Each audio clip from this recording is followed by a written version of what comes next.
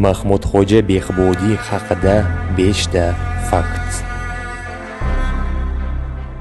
O'zbek tilidagi birinchi xaritani tuzgan va nashr qildirgan.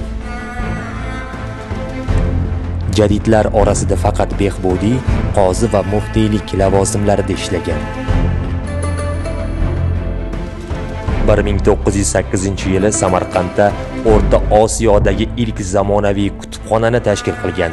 Kutubxona fondida 1000 dan ortiq kitob bo'lgan.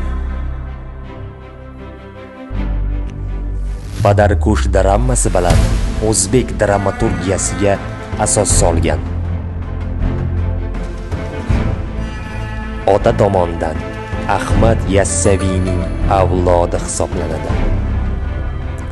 Umuman, biz jadidchilik harakati, ma'rifatparvar bobolarimiz merosini chuqur o'rganishimiz kerak. Bu ma'naviy xazinani qancha ko'p o'rgansak, bugungi kunda ham bizni tashvishga solayotgan juda ko'p savollarga to'g'ri javob topamiz. Bu bebaho boylikni qancha faol targ'ib etsak, xalqimiz, ayniqsa yoshlarimiz bugungi tinch va erkin hayotning qadrini anglab yetadi.